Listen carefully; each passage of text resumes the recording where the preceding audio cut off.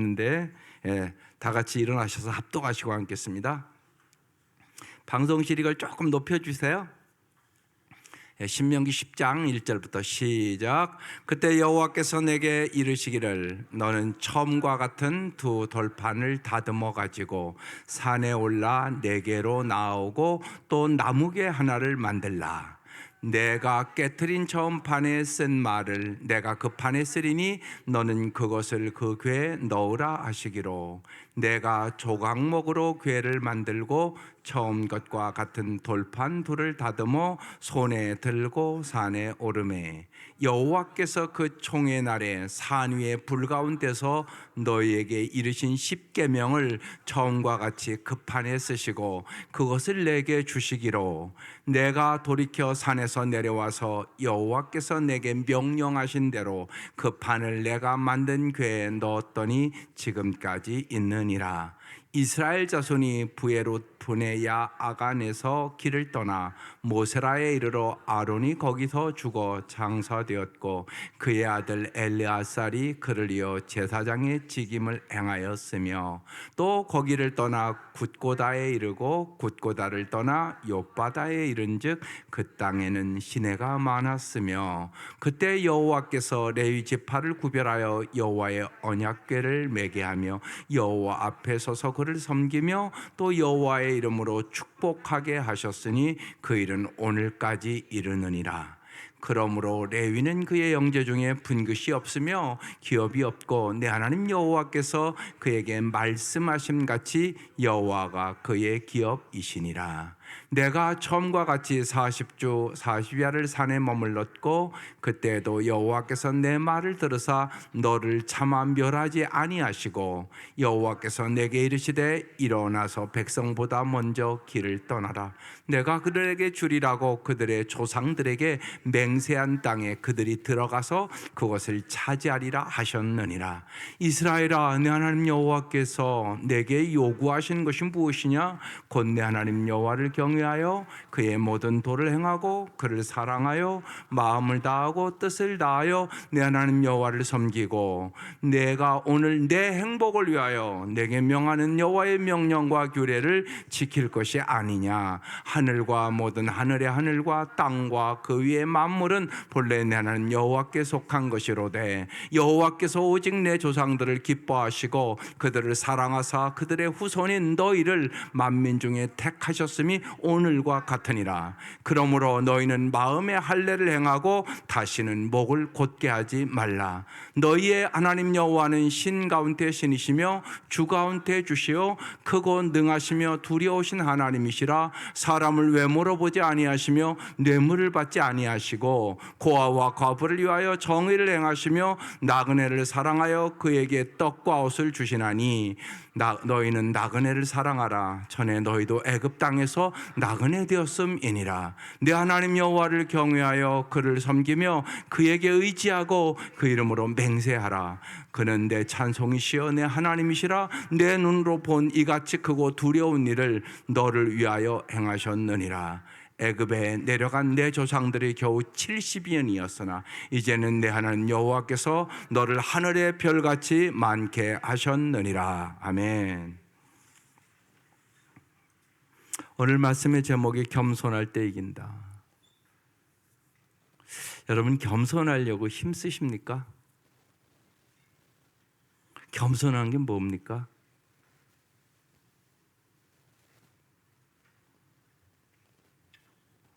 하나님의 말씀에 순종하는 것이 겸손입니다.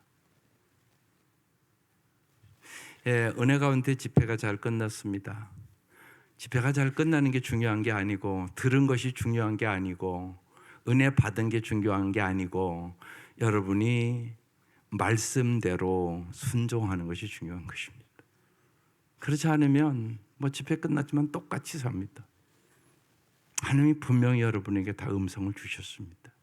또 특별히 상담받은 분들은 말할 것도 없습니다. 명확했습니다.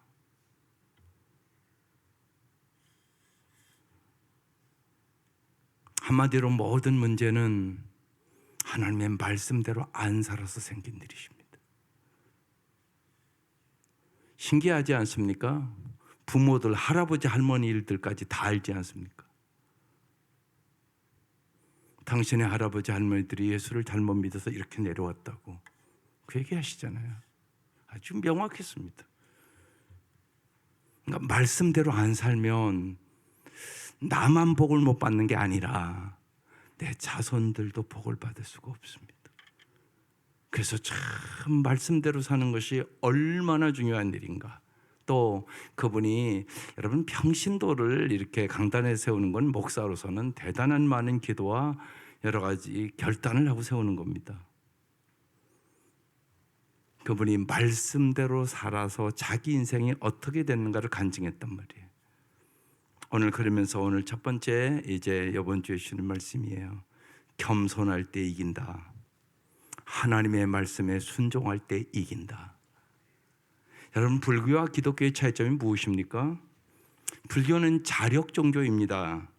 자력으로, 자기의 힘과 노력으로 구원을 얻겠다는 것이에요. 기독교는 뭡니까?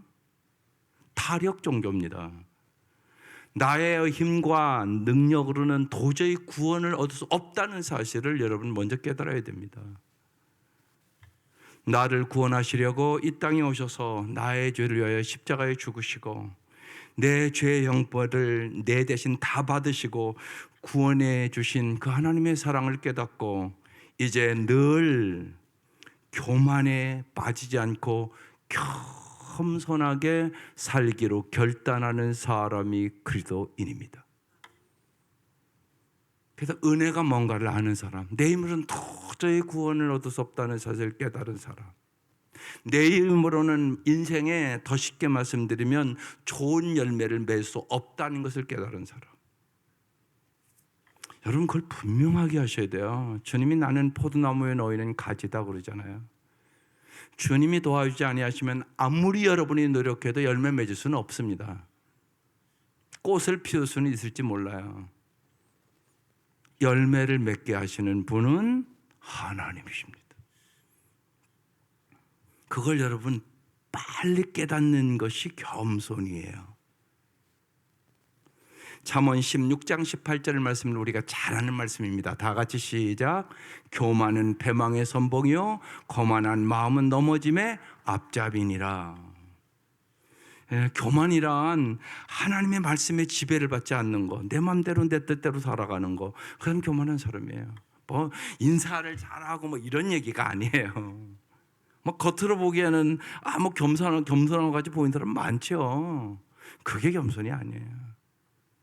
하나님의 말씀대로 살지 않는 사람은 교만한 거예요. 그게 하나님이 보시는 교만입니다. 우리가 믿음의 파선을 피하려면 잘되고 높아질수록 두렵고 떨림으로 자신을 하나님 앞에서 낮추셔야 되는 것이에요. 그러므로 이스라엘은 가나안 정복이라는 승리의 자리에서 더욱 겸손해야 한다고 말씀하는 것이에요. 니들이 승리한 거 아니라고, 니들이 젖과 꿀이는 들어간 것도 아니라고, 너희들의 힘으로는 애굽에서 나올 수도 없었고 광야의 그 어려움도 이길 수도 없었고 젖과 꿀이는 땅의 그 강대한 나라들을 한 번도 너희의 힘으로는 이긴 적이 없었어. 다 하나님이 해주신 거야. 겸손해. 그렇게 얘기하고 있는 거죠. 그래서 겸손은 하나님의 말씀에 순종하고 이웃을 사랑하고 특별히 어려운 이웃을 섬기는 삶이라고 가르쳐주고 있는 거죠. 이스라엘 백성의 애굽에서의 삶이 어떤 삶이었나요? 정말 고통과 괴로움의 삶이었거든요. 여러분, 노예의 삶은 오늘 우리가 상상하는 것을 초월하는 고통이에요. 이건 뭐 개돼지처럼 살아가는 것이 쉬운 얘기로, 그게 노예의 삶이에요. 그런데 거기서 나올 가능성은 1%도 없는 것이에요. 400년 동안 노예 생활했어요. 그렇기 때문에 여러분 잘 생각해 보세요. 이스라엘 백성이 여기서 400년을 생활했으니까 그들의 신 개념은 어떤 개념이었을까요? 애굽에 완전히 다 물들어가지고 그들은 다신론적인 신의 개념을 가졌단 말이에요. 그건 무슨 얘기냐면, 그러니까 모든 신은 애굽의 신 개념은 뭐냐? 그러니까 나를 위해서 내가 신을 만드는 거예요. 나 도와준다 그러면 좋은 신, 나 안 도와주면 나쁜 신. 그래서 이 신 섬기다가 안 되면 또 바꾸고 버리고 이런 개념이에요. 다신론적인. 그러니까 뭐 우리도 옛날에 하나님 물 때는 돌에 가서도 절하고 물에 가서도 절하고 뭐 세워놓고 절하고 하여간 나의 소원을 이루어 줄 것 같으면 다 절했잖아요. 일본이 여러분 전도하기 어려운 이유가 거기에 있어요. 일본은 예수 믿으라고 하면 예 그래요, 반대하는 사람이 하나도 없어요. 이렇게 생각하는 거예요. 자기 지금 믿는 신이 있어요. 그런데 예수라는 신이 또 도와준다면 좋지 뭐, 이런 식이라고요. 여러분도 그러세요? 이게 무지하게 중요한 얘기예요. 여기 와 있는데도 쉬운 얘기로 오래 10년 20년 믿었는데도, 그러니까 예수는 그냥 내 소원 이루어주는 존재, 그래서 기도하는 그런 성도들이 있다니까요. 그게 아니에요. 예수 믿는 건 주님을 나한테 맞추는 게 아니라 내가 주님의 뜻에 맞춰가는 거야. 이게 기독신앙이에요. 나의 뜻대로 마옵시고 아버지의 뜻대로 하옵소서. 이게 기독교 신앙이에요. 이게 여러분 해결되지 않으면 계속 교회 나와 있지만 우상 숭배예요. 여러분 그걸 잘 아셔야 돼요. 그래서 하나님께서는 하나님이 어떤 분인가를 가르쳐주기 위해서 십계명 주시는 거거든요. 그래서 이 신명기의 독자는 이제 가나안 땅에 가서 살 사람들에게 하시는 말씀이에요. 20세 이상은 다 죽었어요, 광야에서. 갈렙과 여호수아 외에. 그러니까 다음 세대에게 하시는 말씀이에요. 그렇기 때문에 애굽의 이 신개념, 다신론적인 그 신개념을 완전히 바꿔주기 위해서 말씀을 주시는 것이에요. 여러분 잘 생각해 보세요. 애굽의 그 문화와 신개념은 어떤 개념이겠어요? 그들은 그리고 노예 생활했잖아요. 노예는요 그 시대에, 그러니까 쉬운 얘기로 바로의 시스템, 바로가 그 왕이잖아요. 바로의 시스템은 어떤 왕이냐? 인간을 상품화하는 거예요. 뭐 이스라엘 백성은 말할 것도 없고요. 이건 물건이에요. 써먹고 이용하다가 가치 없으면 갖다 버리고. 그러니까 이건 상품이라고요. 이건 인간이 아니에요. 이건 노예는. 그런데 그 시대에, 그러니까 왕들은 그런 생각을 다 갖고 있는 거예요. 인간을 상품화한단 말이에요. 자기의 권력 유지를 위하여, 자기의 목적을 위하여, 자기의 야망을 위하여. 그런데 오늘도 그런 나라가 얼마나 많은데요. 한국도 많이 좋아져서 그런 거예요 지금. 그 시스템을 하나님은 하나님의 시스템으로 바꿔주기를 원하시는 거예요. 하나님의 시스템은 어떤 시스템이냐? 정말 하나님을 사랑하고 하나님의 말씀대로 살아감으로 너희들이 정말 풍성하고 행복한 살 뿐만 아니라 내 이웃을 내 몸과 같이 사랑하는, 그래서 모두가 정말 풍성한 삶을 살아가도록 하는 거, 이게 하나님 시스템이에요.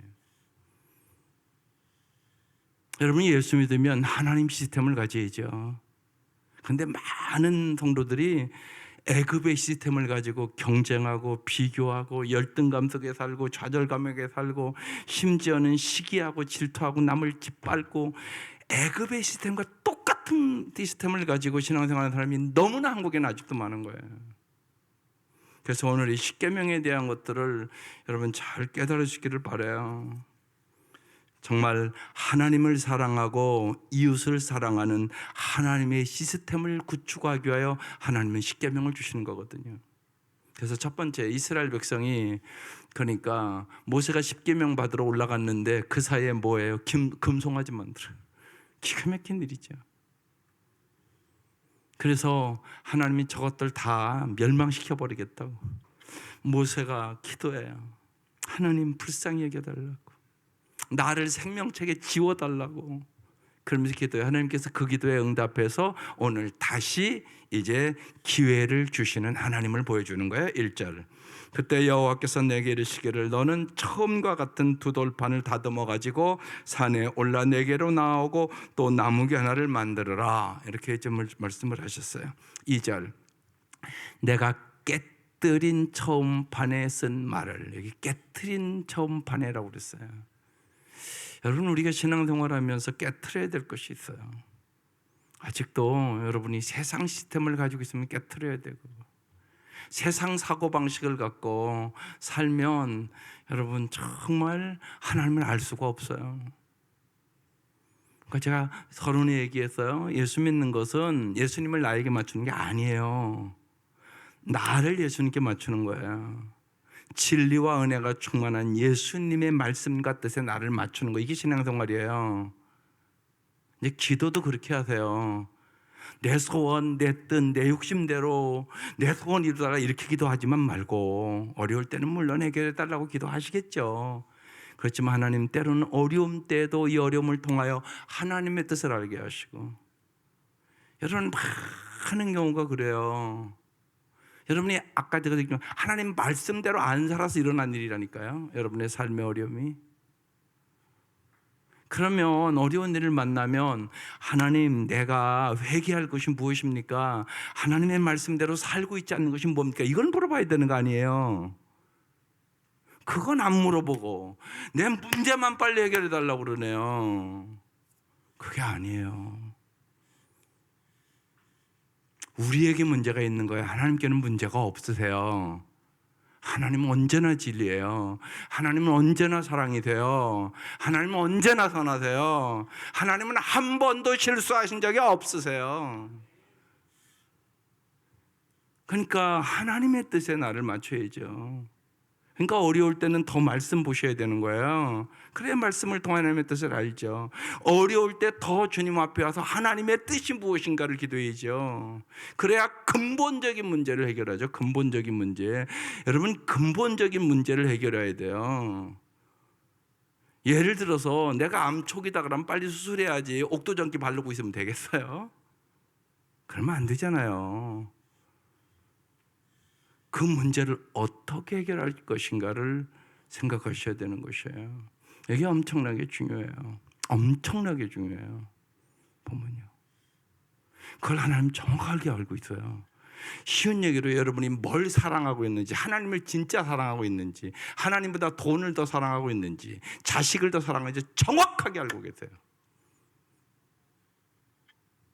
근데 여러분은 그걸 술렁술렁 그냥 하나님의 말씀을 그냥 보내요. 오늘 말씀 잘 보세요. 그래서 거기서부터 문제가 있어요. 우상 숭배한다고요. 하나님보다 다른 걸 더 사랑한다고요. 더 의지한다고요. 그러니까 하나님의 말씀대로 안 살고 있으면서 내가 하나님의 말씀처럼 살고 있다고 생각을 하는 거예요. 이건 착각이잖아요. 그걸 우리가 잘 근본적인 문제를 깨달으셔야 돼요. 여러분 들어서 알잖아요. 자녀들의 많은, 특별히 어린 자녀들의 많은 문제는 부모에게 있어요. 부모가 잘못된 가치관을 갖고 있어요. 부모가 잘못된 생각을 갖고 있어요. 더 쉽게 말씀드리면, 예를 들어서 성경에 여러분, 아내는 남편에게 어떻게 해야 돼요? 순종해야 되죠. 그죠? 내가 만약에 남편에게 잘 순종을 안 하잖아요. 그러면 당신 자식도 똑같이. 그러니까 행복할 수 없어요. 근데 부모가 그걸 몰라요. 그게 연결이 돼버려요, 그냥. 그러니까 하나님의 말씀대로 안 살잖아요. 그러면 반드시 힘듦이 와요. 왜? 하나님의 생각은 내 생각보다 높고 깊고 영원한 복을 주시기를 원하고요, 정말 가정의 질서도 잡아주고 정말 영원한 복을 주시기를 원하세요. 그러니까 근본적인 문제가, 그래서 부모님이 저 자식이 왜 이렇게 말을 안 듣는지 모르겠다고. 지금 자기가 남편에게 순종을 안 해서 저기에 왔는데 그걸 몰라. 아내가 기가 막힌 일이잖아요. 그래서 말씀 앞에 여러분 자신을 잘 보셔야 돼요. 내가 문제예요. 내가. 다른 사람의 문제가 아니라. 많은 경우가 거의다가 내가 하나님 말씀에 순종하지 않고 있는 거예요. 그게 흘러가는 거예요. 그래서 여러분, 말씀을 언제나 두려운 말씀으로 잘 보셔야 돼요. 그래서 여러분 정말 여기 깨트린 처음 판에 쓴 말을 내가 그 판에 쓰리니 너는 그것을 그 교회에 넣으라. 예, 여기 깨뜨렸다는 것은 언약을 파괴했다는 얘기거든요. 그리고 이들이 금송아지 만들고 언약을 무효로 만들었죠. 그래서 모세의 기도를 통하여 지금 용서하시고 다시금 이제 돌판을 써서 주는 거예요. 예, 3절 내가 조각목으로 궤를 만들고 처음 것과 같은 돌판 둘을 다듬어 손에 들고 산에 오르매 4절 여호와께서 그 청회의 날에 산의 불 가운데서 너에게 이르신 십계명을 처음과 같이 급판에 써시고 그것을 내게 주시기로. 여러분 여기서 한번 생각해 보세요. 여러분 하나님이 십계명을 어떤 마음으로 주신 것 같으세요? 여러분 이게 참 중요해요. 언제나 저는 말씀을 읽을 때 어느 순간부터 하나님이 어떤 마음으로 이 말씀을 줬을까 이게 저절로 이제 질문이 돼요. 그때 하나님 마음을 알아요. 인격적으로 만나요. 하나님이 이런 마음을 가지고 주셨구나. 아픈 마음을 가지고 주셨구나. 슬픈 마음을 가지고 주셨구나. 예, 그런 것을 느끼게 돼요. 여러분 하나님이 십계명을 그냥 써서 줄 수도 있는데 돌에 새겨 주셨어요. 그럼 여러분 생각해 보세요. 이게 얼마나 간절한 것이에요. 생각해 보시라고. 하나님이 어떤 마음으로 돌판에 십계명을 새겨 주셨겠어요. 반드시 너희들이 내가 이렇게 새겨주는 대로 살아야 진짜 아름답고 행복하게 살 수 있어. 그 마음 아니시겠어요? 여러분이 돌에 새겨서 준다고 생각을 해보세요. 항상 그렇게 바꿔보면 돼요. 내가 만약에 돌판에 우리 애들이 꼭 이대로 살기를 원해서 새겨준다고 생각을 해보세요.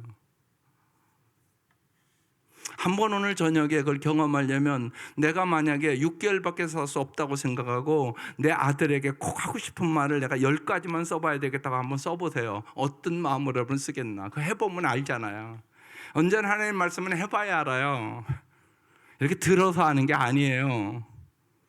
이게 참 중요해요. 그러니까 매주 설교 들으면 한 가지라도 해봐야 돼요.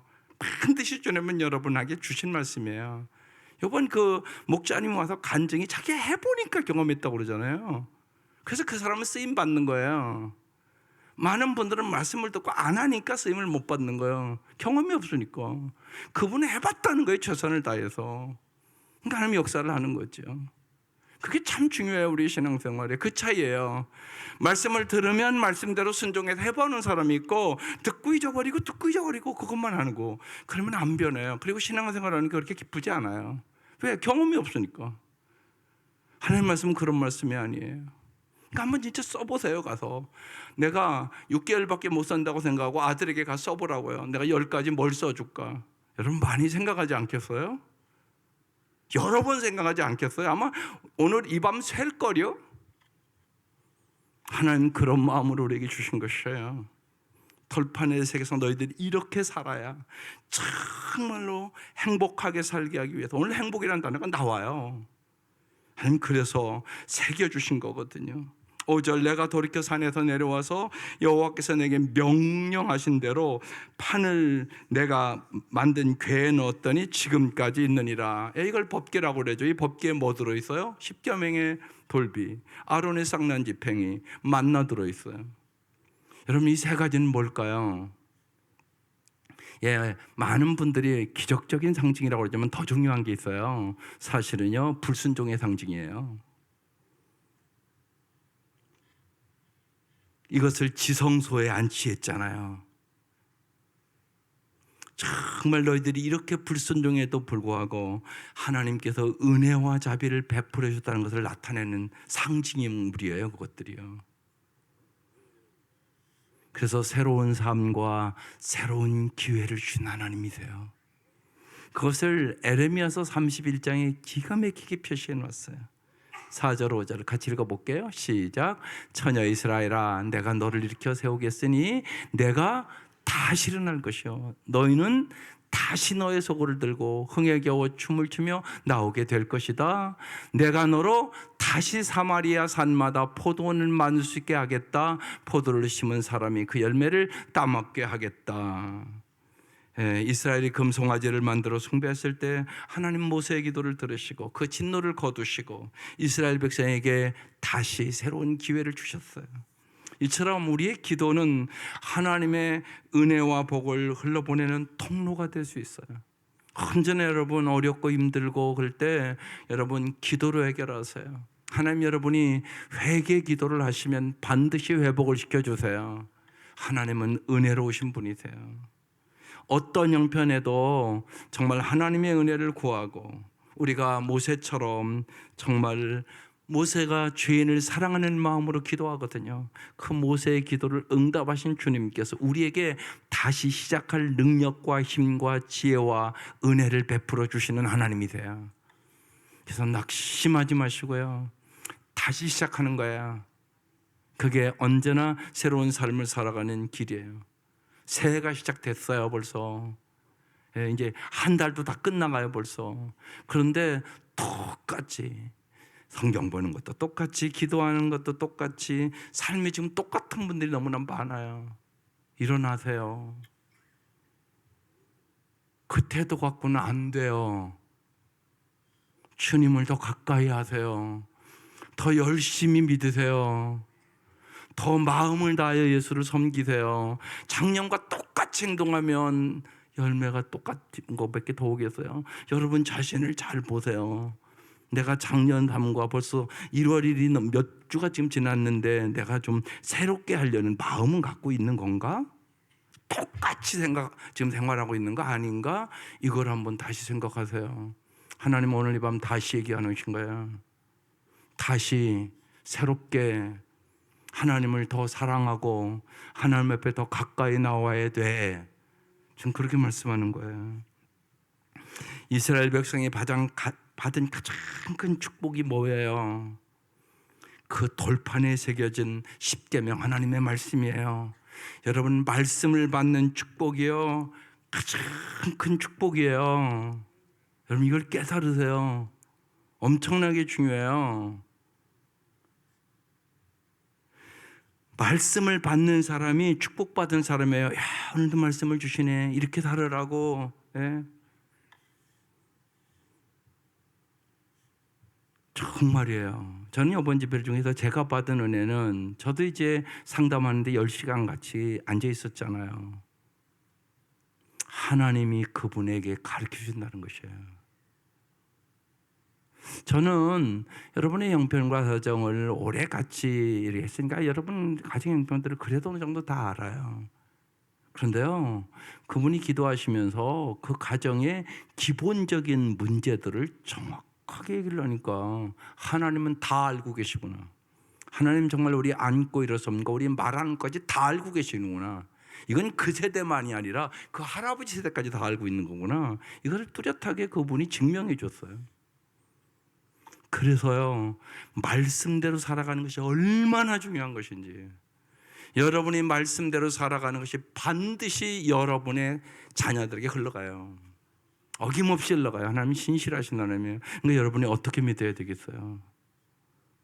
여러분 부모가 축복의 통로가 돼야 되잖아요. 그건 분명하지 않겠어요?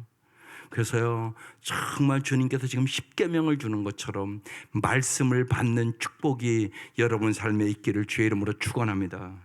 두 번째, 하나님은 은혜와 자비의 하나님이라고 6절부터 쭉 얘기를 하고 있는 것이에요. 이스라엘 자손이 브레아간에서 길을 떠나 모세라에 이르러 아론이 거기서 죽어 장사됐고요, 그 아들 엘리야살이 그를 이어 제사장의 직임을 행했어요. 7절. 또 거기를 떠나 국고다에 이르고 국고다를 떠나 욥바다에 이른즉 그 땅에는 시내가 많았어요. 8절. 그때 여호와께서 레위 지파를 구별하여 여호와의 언약궤를 매게 하여 여호와 앞에서 서서 그를 섬기며 또 여호와의 이름으로 축복하게 하셨으니. 여러분 잘 보세요. 그래서 그러니까 구약에는 제사장이 축복을 했잖아요. 그래서 우리가 민수기 6장으로 한 해를 마무리 지면서도 같이 축복기도를 했단 말이에요. 지금은 여러분이 왕 같은 제사장이란 말이에요. 그러니까 여호와 이름으로 여러분 날마다 서로 축복하고 사세요. 그게 중요하단 말이에요. 비난하고 정죄하고 자꾸 단점을 들추어내고 뭘 잘했다 못했다 이렇게 따지는 가정들이 아니라 날마다 축복하며 살아가는 가정 되시라고. 여호와의 이름으로 축복하는 가정, 말씀을 받는 축복이 있어야 되고 여호와의 이름으로 언제나 서로 축복하는 가정이 돼야 돼요. 그래서 여러분 선택한 거예요. 내 지파를 구별하여 지금 선택을 하잖아요. 여러분은 수많은 사람들에게서 구별해서 선택받은 사람들이에요. 뭐 하라고요? 축복의 통로 되라고. 그러면 먼저 우리가 우리의 삶에서 축복하며 살아야 돼요. 자녀들이 잘못했을 때도 축복하세요. 장점을 보고 축복을 하세요. 잘 될 줄 믿고 축복을 하세요. 언제나 그걸 잊지 마셔야 돼요. 나는 누구냐? 축복의 통로, 축복의 통로. 주님의 이름으로 여러분이 죄가 있으면 죄 사달라고 기도하면 주님이 보혈의 능력으로 깨끗하게 씻어주실 거 아니에요. 그리고 하나님 축복해 달라고, 하나님 축복해 달라고, 나의 기도에 응답해 주셔서 우리의 죄악을 용서해 주시고 하나님 축복해 달라고 기도하는 여러분 구약의 제사장 같은 역할을 여러분이 할 수 있기를 바라요. 하나님은 내 지파를 따로 세우시고 하나님과 좋은 관계를 유지하며 하나님과 동행하며 살기를 원하셨어요. 그래서 여호와의 이름으로 축복하는 권능도 받은 것이죠. 그래서 우리는 여호와의 이름으로 축복하며 살아야 되는 거예요. 창세기를 제가 읽을 때 깜짝 놀라는 말씀이 있었어요. 창세기 41장 10절 말씀인데요. 여러분도 놀랐을 거요. 한번 읽어볼게요. 시작. 야곱이 바로에게 축복하고 그 입에서 나오니라. 여러분, 인간적인 형편으로 바로가 왕이에요. 그런데요, 여러분, 바로가 야곱을 축복해야지. 인간적으로 얘기하면 야곱이 바로를 축복합니까? 난 처음 이 말씀 읽을 때 깜짝 놀랐어요. 요셉 때문에 지금 바로 앞에 쓴 거예요. 저게 창세기 말씀이니까, 그죠? 굶어 죽을 뻔했어요. 그런데 요셉 때문에 살아나가지고 애굽에 와서 살게 됐고 지금 바로 앞에 쓴 거예요. 그런데요, 야곱이 바로를 축복했다고 써있어요. 이 말씀 부여잡고 축복하세요. 9절. 그러므로 레위는 그의 형제 중 분깃이 없으며 기업이 없고 내 하나님 여호와께서 그에게 말씀하신 것 같이 여호와가 그의 기업이시니라. 여러분, 여호와가 여러분의 기업이세요. 사실은요, 깊이 생각해 보면 하나님을 가진 자는 모든 것을 가진 자예요. 쉽게 얘기하면 우리 아버지가 부자면 저도 부자잖아요. 아버지 것이 내 거라고요, 사실은요. 여러분, 하나님을 가진 자는 모든 것을 가진 자야. 하나님이 전능하신 하나님이니까, 전지하신 하나님이시니까, 하나님은 사랑의 하나님이니까. 여러분이 자식에게도 여러분 좋은 것을 줄 줄 알거든. 하늘에 계신 너희 하나님께서, 사랑의 하나님께서 하물며 좋은 것을 주시지 않겠느냐. 하나님은 반드시 좋은 것을 주실 것을 믿고 기도하세요. 이게 참 중요합니다, 기도할 때. 10절. 내가 처음과 같이 40주 40여를 산에 머물렀고 그때도 여호와께서 내 말을 들으사 너를 차마 멸하지 아니하시고. 여호와께서 여러분의 말을 들으세요. 11절. 여호와께서 내게 일어나서 백성보다 먼저 길을 떠나라. 내가 그들에게 주리라고 그들의 조상에게 맹세한 땅에 그들이 들어가서 그것을 차지하리라 하셨느니라. 하나님은 언제나 우리에게 은혜와 자비를 베푸시는 하나님이라고 말씀하시는 것이에요. 세 번째, 그래서요, 이 하나님을 알고 우리 하나님을 사랑하셔야 돼요. 그리고 순종과 겸손을, 그 사랑을 경험하기 위해서 하나님이 왜 우리에게 순종하라고 그러냐, 왜 겸손하고 그러냐, 하나님의 사랑을 진짜 내 머리로가 아니라 내 가슴으로 체험시키기 위해서. 12절 같이 읽겠어요. 이제 시작. 이스라엘아, 내 하나님 여호와께서 내게 요구하는 것이 무엇이냐. 오케이. 여러분에게 요구하는 것이 무엇이에요? 이게 참 중요하단 말이에요. 내가 요구하는 게 중요한 게 아니에요. 하나님이 요구하는 게 중요하단 말이에요. 하나님은 언제나 여러분, 우리가 복 주시고 복 주시고 복 주시고 독생자까지 주신 분이라니까요. 그러니까 언제나 좋은 것을 주시려고 준비하고 있어요. 언제나. 근데 문제는 나에게 있는 거예요. 내가 받을 만한 그릇이 안 되면 줄 수가 없어요. 내 마음속에 욕심이 가득한데 어떻게 주겠어요? 내 마음이 더럽고 추한데 거기다 어떻게 좋은 것을 부어줄 수 있겠어요? 그러니까 언제나 이 질문이 무지하게 중요해요. 내 하나님 여호와께서 내게 요구하는 것이 무엇이냐? 하나님이 정말 원하시는 것이 무엇이세요? 가르쳐 주잖아요, 말씀이. 보세요. 첫 번째, 그냥 띄워주세요. 곧 내 하나님 여호와를 뭐 한다고요? 경외하며. 하나님 경외해. 이게 내가 원하는 거야. 그리고 그 모든 들을 행하고 그를 사랑하며. 하나님 사랑해. 마음과 뜻을 다해 내 하나님 여호와를 섬겨. 벌써 세 가지 나왔어요. 그죠? 경외, 사랑, 섬김. 내가 원하는 거야, 이게. 명확하잖아요, 말씀이요. 그래서 이제 요약을 하는 거예요. 하나님 원하시는 게 뭘까? 행복을 위하여 오늘 말씀에 5가지 조건이 나와요. 첫 번째요, 하나님을 경외하라고 금방 써 있었어요. 단지 두려워하는 것만이 아니라 하나님의 이름을 존경하고 높이는 것, 이게 경외예요. 그러니까 하나님을 경외하는 사람은 죄를 미워하게 돼요. 그리고 정말 예배를 잘 드려요. 하나님을 높인단 말이에요. 경배와 찬양을 진짜 드리는 예배를 드린단 말이에요. 두 번째, 하나님을 사랑해야 된다고 그랬어요. 오직 하나님을 사랑한다는 거. 여러분, 사랑에는 반드시 희생이 필요해요. 희생이 없는 사랑은 가짜예요. 어떻게 사랑하는데 희생이 없습니까? 반드시 그래서 오직 하나님을 향한 헌신이 있어야 돼요. 요한복음 14장 21절에 써 있어요. 아주 명확하게 예수님이 얘기하신 말씀이에요. 나의 계명을 지키는 자라야 나를 사랑하는 자니. 주님을 사랑하는 자는 하나님의 계명을 지키는 자예요. 나를 사랑하는 자는 내 아버지께 사랑을 받을 것이요 나도 그를 사랑하여 그에게 나를 나타내리라.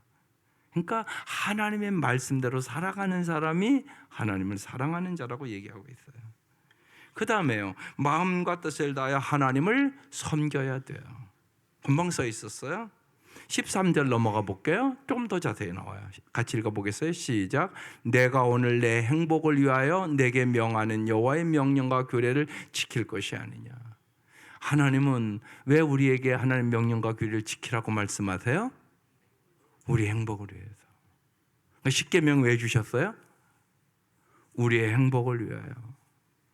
행복을 위해서 주신 거라는 거죠. 이건 깊은 얘기예요. 너희들이 인생을 살아가면서 사람을 상품화하고, 오늘 이 시대가 물질주의 시대가 돼서요, 사람이 상품화됐다고요. 쓸모 있으면 쓰고요, 쓸모 없으면 버린다고요. 이게 다 우상 숭배와 인간의 탐욕과 관련이 있어요. 이게 애굽의 시스템이에요. 하나님이 이 시스템을 지금 바꾸는 거예요. 십계명은요, 예수님이 간단하게 얘기하잖아요. 하나님 사랑, 이웃 사랑. 이 시스템을 가지고 살아가야 되는 것이에요. 그래서 하나님의 명령과 계명에 순종해야 된다. 그래야 너희들이 행복하다. 행복은 이게 토부라는 이브리어인데요, 보기 좋다, 보시기에 좋았더라, 그런 뜻이에요. 그래서 하나님은 정말 우리의 행복을 위하여 지금 말씀하시는 것이에요. 여러분, 우리 한국은 행복한 한국입니까? 우울한 한국입니까?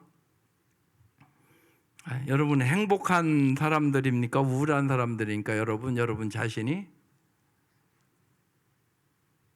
일반적으로 여러분, 세계적인 수치를 보면 한국은요, 우울한 한국이에요. 근데 두 가지 이유예요. 상대적인 빈곤감, 상대적인 열등감, 그것이 엄청나게 심한 나라가 한국이에요. 왜요? 끊임없이 한국 사람들은 경쟁하고 비교해요. 이렇게 예수 믿어도요, 그런 성도들이 너무나 많아요. 끊임없이 비교해요. 애들도 비교시키고. 그러니까 행복한 나라 될 수 없어요. 그걸 바꿔야 돼요. 하나님 시스템으로 바꾸셔야 된다고. 마음과 뜻과 그래서 힘을 다해 하나님을 사랑해야 되는 것이에요. 하나님의 말씀에 순종해야 되는 것이에요. 그때 정말로 하나님께서 우리에게 참 행복이 무엇인가를 가르쳐줘요. 많은 분들, 여러분 솔직히 생각해 보세요. 여러분, 더 많은 소유, 더 많은 지위, 더 편한 환경, 그래 행복한 거죠? 예? 여러분, 그렇다고 생각하잖아. 더 많이 돈 벌어야지, 더 많이 높은 데 올라가야지, 더 편한 환경을 가져야 행복할 거야. 여러분, 이 생각을 가지고 있는 한 당신은 항상 기쁘게 살 수는 없어요. 그건 복음이 아니에요. 솔로몬이 그렇게 살아봤어요. 결론이 뭐예요? 헛되고 헛되고 헛되고 내 인생 비참했다. 그렇게 인생 끝났어요. 자기만 그렇게 끝난 줄 아세요? 그러니까 이방 여인들 여러분 처첩이 1000명이라고 그랬어요. 그럼 1000명 이름이나 알았을까요? 얼굴이나 알았을까요? 처첩이 1000명이었으니까 아마 얼굴도 모르는 처첩도 있지 않았겠어요? 여러분 생각해, 이건 상품이잖아요. 그렇게 살았어요, 솔로몬. 왜 그렇게 살았어요? 자기 권력 유지하려고, 금 맺기 하려고. 그리고 결국은 우상 숭배하잖아요. 그리고 인생 그 나라 반쪽 내버려요. 그것도 다윗 때문에 하나님이 봐줬어요. 그렇게 인생 끝났다고요. 근데 아직도 여러분 자꾸 그렇게 살아가겠다고요? 더 많은 소유를 가져야 행복해, 더 높은 지혜에 올라가야 행복해, 더 편한 환경이 있으면 행복해. 여러분 이 생각을 가지고 살면 그건 애굽의 시스템이에요. 그게 하나님의 시스템은 그게 아니에요. 그래서 오늘 말씀을 잘 보세요. 14절 하늘과 모든 하늘과 하늘의 땅과 그 위의 만물은 본래 내 하나님 여호와께 속한 것이로되 모든 것이 하나님 것이에요. 15절 여호와께서 오직 내 조상들을 기뻐하시고 그들을 사랑하사 그들의 후손은 너희를 만민 중에 택하심이 오늘날과 같음이라. 여러분이 하나님 선택한 게 아니에요. 하나님이 여러분을 먼저 기뻐하시고 사랑하셔서 여러분을 부르시고 택하여 주신 것이에요. 온전히 하나님이 주권자세요. 그러므로 하나 더요, 너희는 마음의 할례를 행하고 다시 목을 곧게 하지 말라. 여러분 이래야 행복의 길 가요. 뭐라고 한다고? 뭐 해야 된다고요? 마음의 할례를 받아야 돼요. 여러분 마음이 벗겨져야 돼요. 그게 중요해요. 하나님 백성답게 여러분의 생각과 마음을 바꾸셔야 돼요. 세상 사람과 똑같이 더 많이, 더 높은, 더 편한, 여러분 더 많이 가져야, 그런 생각 가지면 마음의 할례 못 받은 죄. 세상 사람과 다를 바가 없잖아요. 마음의 할례를 받아야 돼요. 그리고 더 이상 뭐라고요? 목이 곧은 삶을 살지 말아야 돼요. 정말 하나님의 말씀을요, 여러분의 마음 깊이 새겨야 되고요. 목을 곧게 하지 않는 것은요, 정말로 하나님이 도와주지 아니하시면 내가 행복할 수 없습니다. 겸손한 마음과 자세를 가져야 된다는 얘기예요. 여러분 이것이 행복을 위한 조건이에요. 오늘 하나님 경외, 하나님 사랑, 하나님 섬김, 하나님 순종, 겸손. 너희들이 이래야 진짜 행복하게 살아갈 수 있다. 지금 그렇게 말씀하고 계신 것이에요. 하나 더 깊은 얘기를 해요. 우리가 십계명은요, 크게 예수님이 그걸 하나님 사랑, 이웃 사랑. 하나님을 사랑하면 우상 숭배할 이유가 없잖아요. 그리고 이웃을 사랑하는데 무슨 간음하고 탐욕을 부리겠어요. 그 얘기를 해요. 여러분 약한 이웃을 사랑하는 것이요 행복의 조건이에요. 이건 더 깊이 깨달으세요. 오늘 이 밤 17절 너희 하나님 여호와는 신 가운데 신이다, 주 가운데 주다, 크고 능하고 두려우신 하나님이시라. 사람을 외모로 보지 아니하시며 뇌물을 받지 아니하시고. 여러분 사람을 외모로 보지 않으세요. 하나님. 여러분 근데 정말 그래요. 여러분 이렇게 아가씨들도 이렇게 보면요, 참 외모를 이렇게 자꾸 가꾸고 중요시하는 아가씨들이 있고요, 정말 마음을 잘 이렇게 가꾸는 아가씨들이 있어요. 근데 그걸 하나님은 정확하게 알고 계세요. 여러분 딸내미들이요, 마음을 잘 가꾸세요. 여러분 키워보면 알아요. 자꾸 외모에만 신경을 쓴 애들이 있어요. 영적으로 여러분 문제가 있어요. 그게 아름다운 게 아니에요. 여러분 잘 보세요. 여러분 자녀 돈을 가서 여럿 있으면 이렇게 뭐 다 똑같지가 않아요. 하나님 보시기에 더 아름다운 애가 있고요, 하나님 보시기에 좀 안 그러운 애가 있어요. 여러분 이렇게 보면 알잖아요. 모르세요? 여러분 부모로서 여러분 자녀들을 보란 말이에요. 겸손한 애가 있고요, 벌써 교만한 애가 있어요. 교만해요. 그러고 고집을 자꾸 부리고요. 여러분 보면 부모로서 우리가 그러잖아요. 부모의 말에 잘 순종하면 이쁘잖아요, 애가요. 근데 그렇지 않은 애가 있단 말이에요. 하나님도 똑같아요. 그러니까 여러분 언제나 그걸 잘 보세요. 하나님 보시기에 많은 경우가 그래요. 참 쟤는 내가 봐도 참 괜찮네. 하나님 보시기에도 그런 경우가 많아요. 여러분이 모르는 거 아니에요. 아세요. 야단쳐서 되는 거 아니에요. 은혜 받아야 돼요. 기도하셔야 돼요. 속사람이 바뀌어야 돼요. 아이들이 그런 애들이 있어요. 벌써 뭐 사치하는 거 벌써 좋아하고요.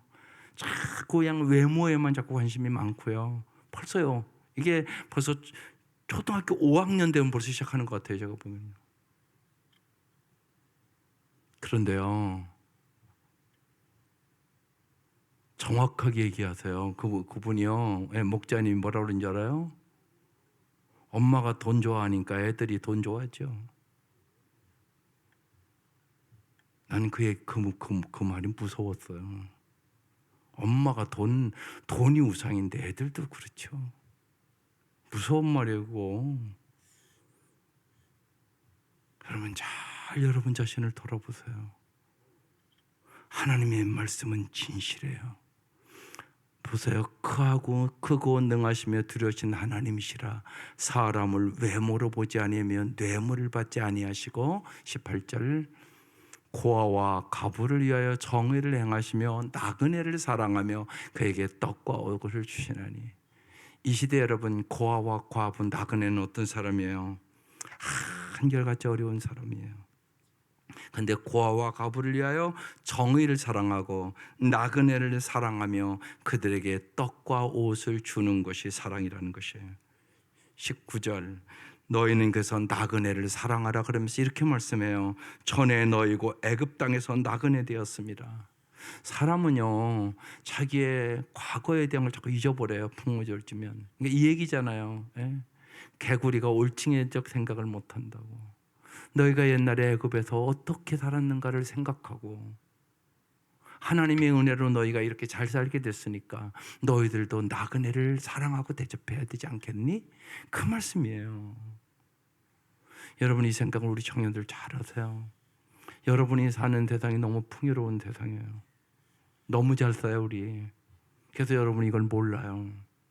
그러니까 그러죠. 뭐 6.25 때 어떻고 과거에 뭐 보리밥 먹었다 그러면 그런 얘기 하지 말라고 그러고 그러잖아요. 라면 먹지. 그때 라면 없었어요.